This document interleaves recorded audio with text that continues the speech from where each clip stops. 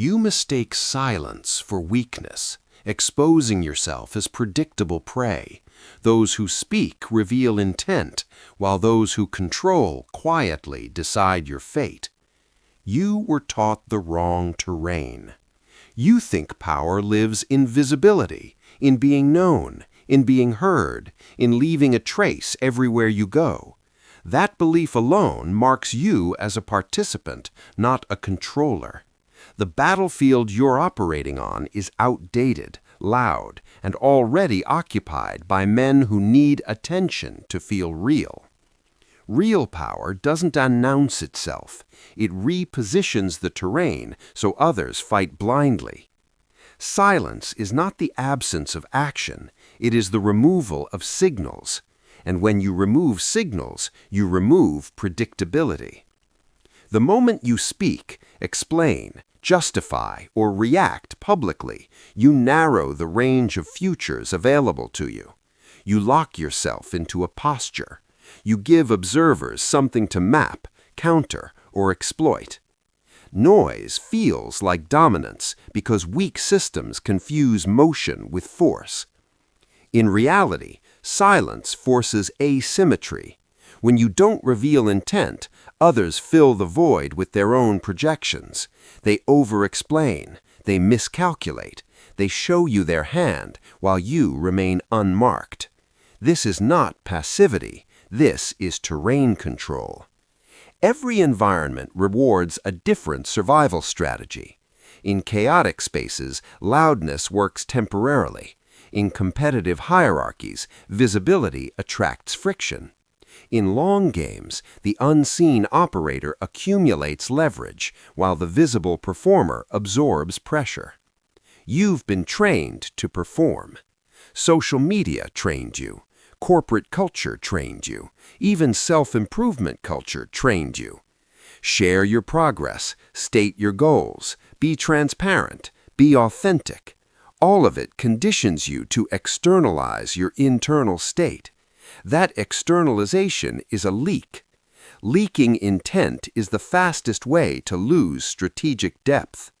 Silence closes loops. It denies others feedback. When people can't read you, they can't time you.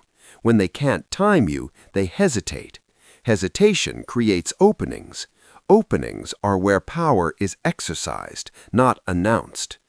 Look at how conflicts actually escalate. The loud actor draws attention first. Attention attracts opposition. Opposition forces reaction. Reaction drains optionality. Meanwhile, the quiet actor watches patterns form.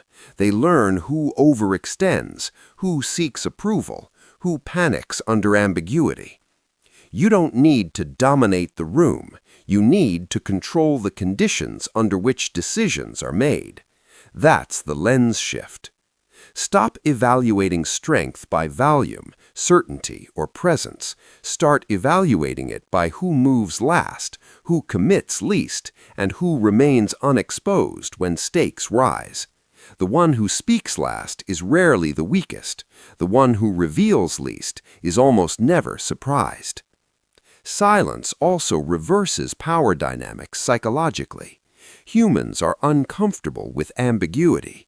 When you don't explain yourself, others instinctively assume depth. They assign authority where information is withheld.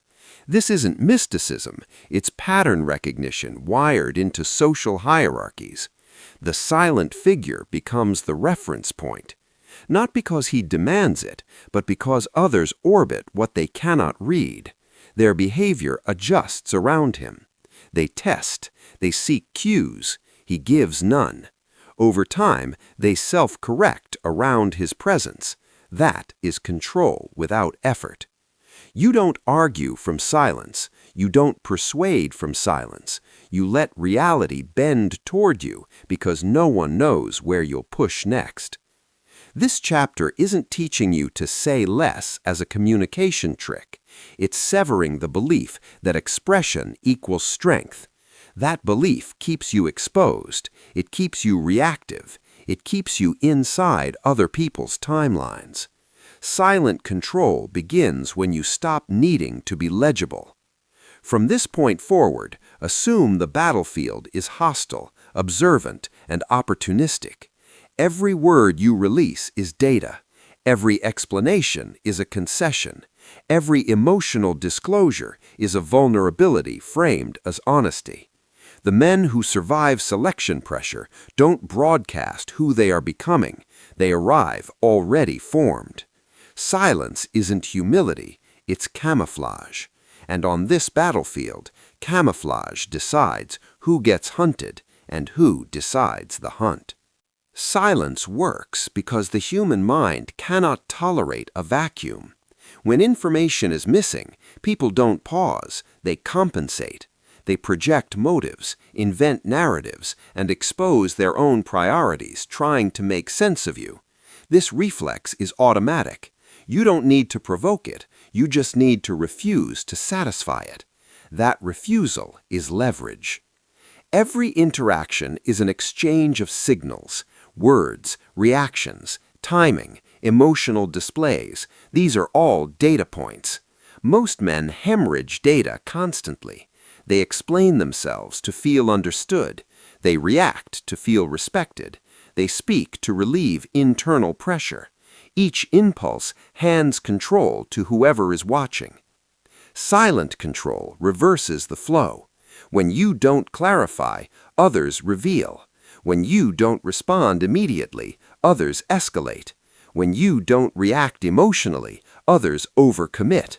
They fill the silence with movement, and movement creates mistakes. This is the core mechanism. Silence forces initiative onto the other party while preserving yours.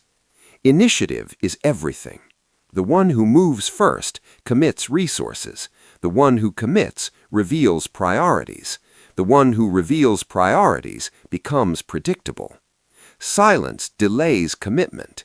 Delay preserves optionality. Optionality is power. Notice how negotiations collapse. The first person to speak after a pause almost always weakens their position. They lower demands. They add justifications. They bargain against themselves. Silence applies pressure without confrontation. It compresses uncertainty until the other side fractures. That same dynamic governs social dominance. People read status through emotional regulation and informational scarcity. If you explain too much, you appear defensive. If you react quickly, you appear dependent on outcomes. If you seek resolution verbally, you appear invested. Silence signals the opposite: surplus, patience, and indifference to approval. Indifference is misread as confidence. Confidence is misread as authority. This isn't accidental. Hierarchies evolved around leaders who conserved energy and delegated motion. The one who spoke least had the most men listening. The one who reacted slowest had the most time to choose. Silence became associated with command because command does not require explanation. Silence also destabilizes manipulation. Most social influence relies on rhythm, stimulus, response, escalation. When you interrupt the rhythm by not responding, manipulators lose traction. They can't pace you. They can't steer the exchange. Their tactics depend on engagement. Silence starves them. This is why silence feels threatening. It denies others access to your internal state. Without that access, they can't calibrate pressure. They don't know whether to push, retreat, or reposition. Uncertainty flips the power gradient.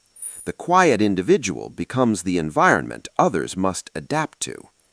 Importantly, silence does not mean inactivity. It means internal activity without external leakage. You observe, you catalog, you wait for asymmetries to emerge. While others perform, you accumulate pattern recognition.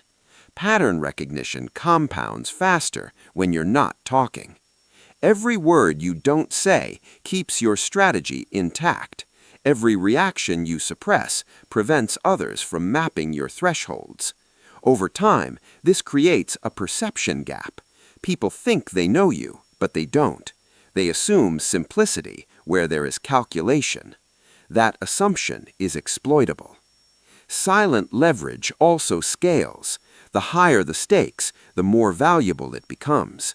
In low-stakes environments, noise is tolerated. In high-stakes environments, noise is fatal. Power consolidates where information is scarce and consequences are asymmetric. Silence is how you survive long enough to matter. Understand this clearly. You are not being silent to appear mysterious. That is performative and weak. You are silent to deny others the tools required to constrain you. Mystery is a side effect. Control is the objective. Once you grasp this mechanism, you stop seeking the right words. You start choosing the. Every hierarchy sorts men into roles long before it rewards them. Not by talent, not by morality, by behavioral signal. There are three archetypes that emerge under pressure: the loud, the subtle, and the sovereign. You already know which one you've been conditioned to become. The loud archetype confuses presence with power. He fills space with opinions, jokes, explanations, and reactions. He believes dominance is about being seen. He believes influence is about being heard. In reality, he is advertising his internal state constantly. His values are visible. His fears are readable. His thresholds are obvious. This makes him useful and disposable. The loud man becomes a barometer for the environment. Others measure reactions through him. Leaders use him to test ideas. Manipulators use him to steer conversations. He feels involved, but he is never in control. His reward is attention. His cost is autonomy. Then there is the subtle archetype.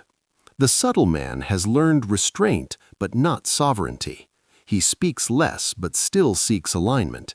He listens more, but still wants to be understood. He withholds information selectively, but leaks emotion through micro-reactions, tone shifts, and timing tells. He believes he is playing a longer game, but he still plays inside other people's frames. The subtle man survives longer than the loud one. He avoids early conflict. He avoids unnecessary exposure. But when pressure rises, he reveals himself. He negotiates. He explains. He justifies. He wants outcomes without friction. This is where he caps out. Above him is the sovereign archetype. The sovereign does not manage impressions. He controls access. He does not participate in unnecessary exchanges. He does not clarify himself unless it serves positioning. His silence is not cautious. It is assumed, default. He does not rush to be liked, understood, or validated. Those needs were amputated early because they interfere with decision-making. The sovereign understands something the others don't. Hierarchies are not built by expression. They are built by selectivity. Who you engage is a signal. Who you ignore is a boundary. When you speak is a concession. When you remain silent is a filter. Over time, people self-select around you. The weak drift away. The aggressive test and retreat. The strategic slow down. The room recalibrates. This archetype difference is why some men are constantly pulled into drama while others seem untouched by it. Drama feeds on emotional availability. Silence starves it. The sovereign is not drama-free because he is lucky. He is drama-free because nothing can anchor to him. Notice how this plays out in groups. The loud man speaks first and most. The subtle man supports or counters. The sovereign speaks last or not at all. When he does speak, the room adjusts, not because he says more, but because he says less and chooses precisely. Precision beats volume every time. This is also why most men misread power. They look at charisma instead of gravity. Charisma burns energy outward. Gravity pulls energy inward. The sovereign does not chase attention. Attention collapses towards him because he withholds it. Silence creates gravity, and gravity bends behavior without force. Understand this. You do not transition from loud to sovereign by talking less socially. You transition by changing your internal orientation, from expression to selection, from participation to evaluation, from reaction to positioning.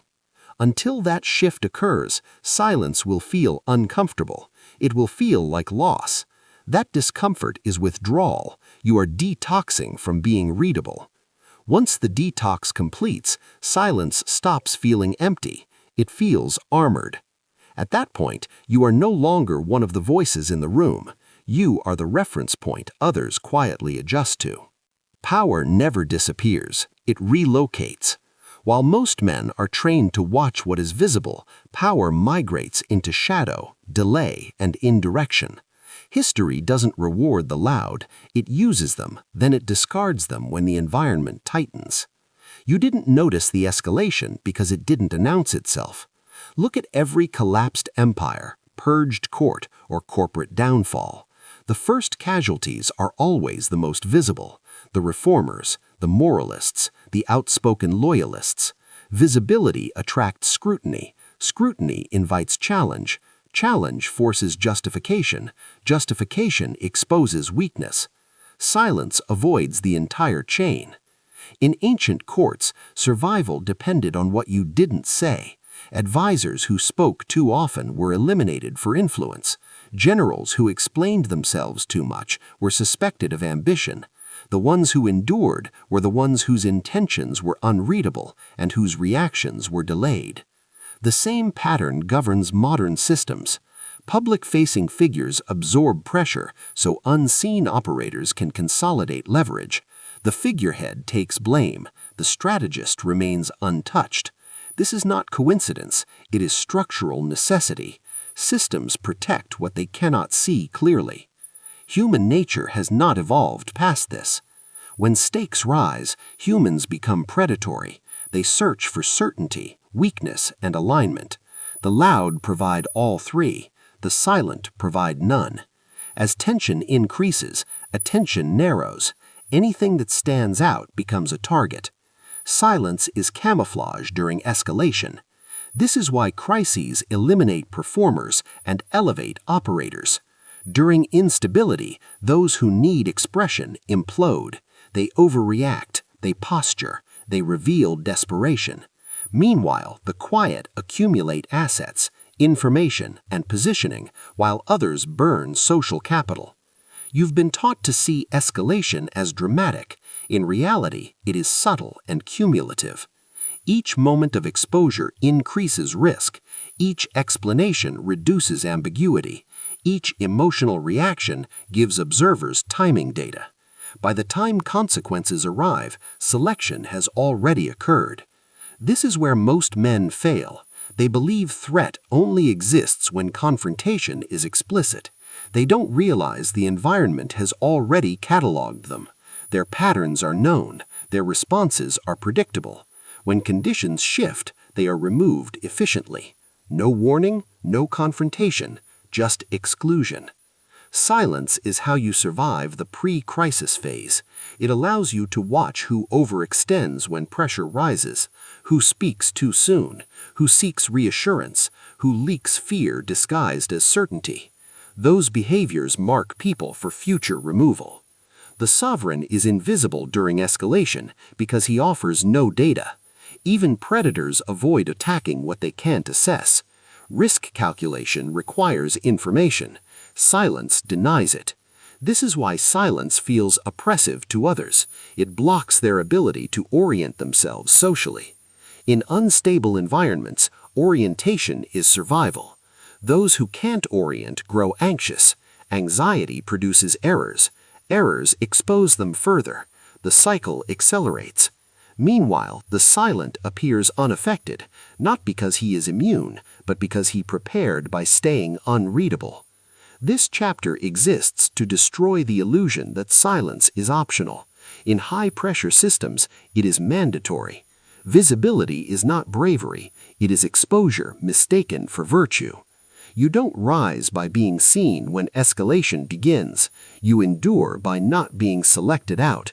And selection is always happening, quietly, continuously, without apology. At this stage, silence stops being conceptual. It becomes operational. This chapter is not about restraint as virtue. It is about replacing reflexes that expose you with behaviors that quietly dominate outcomes. You are not learning to withdraw. You are learning to reposition. First rule, stop responding on emotional timelines. Most men reply when they feel something: annoyance, excitement, the need to correct, the urge to prove competence. That impulse is a leash. Whoever triggers it controls your tempo. Silent control begins when you decouple stimulus from response. Delay is not hesitation, it is calibration. When you pause, others reveal urgency. Urgency exposes dependency. Dependency shifts leverage toward you. The man who can wait controls the exchange because he is not trying to escape discomfort. Second rule, never clarify unprompted. Clarification is a concession. It assumes misunderstanding is your problem to fix. In reality, misunderstanding often benefits you. It forces others to act cautiously. When you clarify too early, you collapse uncertainty in their favor. Let them ask, let them guess, let them move first. If they misinterpret you and it costs them nothing, stay silent. If it costs them something, you learn where their assumptions are weak. Either way, you gain information without paying for it. Third rule, reduce verbal footprint, increase positional weight. Silence without positioning is invisibility. Positioning without silence is exposure. You need both. Speak rarely, but when you do, anchor decisions. Don't comment on process. Don't narrate thoughts. State outcomes or constraints, then stop. This trains others to associate your voice with resolution, not noise. Over time, they stop testing you casually. They save interactions for moments that matter. That is quiet authority forming. Fourth rule, let others do the talking, especially under pressure. When stakes rise, people self-incriminate verbally. They justify, they over-explain, they seek alignment. Silence during these moments is surgical. You are not disengaged, you are collecting behavioral data at peak stress. Stress reveals hierarchy truth. Who seeks approval? Who rushes to explain? Who fills silence with promises? These patterns tell you exactly who can be pressured later and who collapses under ambiguity. Fifth rule, remove the need to be understood. This is the hardest recode. Most men speak to manage how they are perceived. That need makes them transparent. Silent control requires internal sufficiency. You do not correct impressions unless they block strategy. If someone underestimates you, let them. Underestimation lowers defenses. Overestimation attracts resistance. The optimal position is unreadable competence. You are not here to manage feelings, yours or theirs. Finally, understand that silence is contextual, not absolute. There are moments to speak decisively, but those moments are chosen, not reactive. Silence creates the vacuum. Your words, when deployed, collapse it in your favor. That contrast is what gives them weight. Think of silence as pressure accumulation. Speech is release. If you release too often, nothing builds. If you never release, nothing moves. Control is knowing when to apply which. This behavioral recode will feel unnatural at first. You will feel invisible, disconnected, unfairly overlooked. That sensation is the withdrawal phase from external validation. Do not break it. What emerges on the other side is not loneliness, it is insulation. Fewer people pull on you. Fewer situations demand explanation. Fewer conflicts reach you at all. Your life becomes quieter, not because nothing happens, but because nothing reaches you without permission. That is silent control in practice. This is where most men fail, not because the strategy is unclear, but because the identity cost is too high. Silent control demands a death, not metaphorical, functional. The version of you that performs for acknowledgement cannot coexist with sovereignty. One leaks, the other seals. You choose which survives. The performer was built early. He learned that being noticed meant being safe, that explaining himself prevented conflict, that proving value earned acceptance. Over time, these behaviors fused into identity. Speaking felt like existence, silence felt like erasure. That conditioning is now your liability. The performer seeks feedback. He monitors reactions. He adjusts tone to maintain alignment. He wants confirmation that he is seen, respected, counted. This makes him predictable. Predictability makes him governable. The operator does not need to be seen to act. He does not audit reactions for validation. He audits outcomes for leverage. His internal reference point is stable. External noise does not recalibrate him. Approval is irrelevant. Disapproval is data. This is the replacement. To install the operator, you must dismantle the performer deliberately. That means allowing misinterpretation without correction, allowing silence without reassurance, allowing distance without panic. This will feel like social death. People will project on you. Some will assume arrogance. Others will assume weakness. A few will attempt to provoke you back into legibility. These are not obstacles, they are filters. Only those who can operate without emotional access remain. The performer fears losing relevance. The operator understands relevance is extracted, not requested. When you stop feeding the social ecosystem with reactions, it adapts or it ejects you. Either outcome is acceptable. This is why silence sharpens selection. Your circle narrows, your engagements reduce, your calendar empties.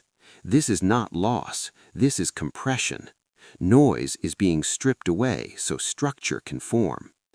Inside that structure, the operator emerges. He speaks less, but when he does, it changes trajectories. He commits later, but with greater impact. He is not hurried by urgency, because urgency is rarely neutral. It is usually someone else's problem disguised as yours. The operator has no need to perform competence. He positions competence where it cannot be ignored. Identity replacement completes when silence no longer feels tense, when you stop rehearsing explanations internally, when you no longer feel the urge to fill gaps with words. At that point, you are no longer managing perception, you are managing reality. Others feel this shift before they understand it. Interactions slow down around you. People choose words more carefully. Some disengage entirely. Others defer without knowing why. This is not dominance theater. It is structural authority. The performer asks, "How am I coming across?" The operator asks, "What does this move create?" Once that question governs you, the transformation is complete. You are no longer available for manipulation through attention, urgency, or emotion. You decide when to engage. You decide what matters. You decide what remains unspoken. That is the final identity. Not louder, not kinder, not more visible, unreachable. This is where the illusion of safety ends. There is no stable position, no permanent rank, no moment where selection stops. Every system, social, economic, political, continuously filters men based on signal discipline. You are either adapting or you are being sorted out quietly. Most never realize it happened. They think they were unlucky, misunderstood, overlooked. In reality, they were overexposed. They revealed too much, too often, to the wrong observers. Their patterns were logged, their thresholds mapped. When pressure increased, the system already knew who to discard. Silence is not a tactic you deploy once, it is a permanent posture. The moment you abandon it, out of frustration, ego, or the need to be acknowledged, you reopen yourself to measurement. Measurement leads to comparison. Comparison leads to ranking. Ranking leads to disposability. This is the final warning. You will be tempted to speak. When you are underestimated, when you are challenged publicly, when someone misrepresents you, when silence feels unfair. That temptation is the trap. The system wants you legible. It wants to know where you stand, what you value, what provokes you. Every time you clarify, you help it update your profile. Every time you react, you lower your survival margin. The elite understand this instinctively. They do not correct narratives, they outlast them. They do not argue positions, they control conditions. They let time and ambiguity do the damage others rush to cause with words. You are not being trained to win arguments. You are being trained to survive selection pressure without being noticed. From this point forward, treat speech as exposure, treat explanation as risk, treat emotional expression as currency, and spend it only when the return is structural. The men who rise quietly are rarely celebrated. They are tolerated, then relied upon, then deferred to. By the time their influence is visible, it is already too late to contest. That is the end state. Not applause, not recognition, not validation, continuation. And in environments that consume men carelessly, continuation is the highest form of power.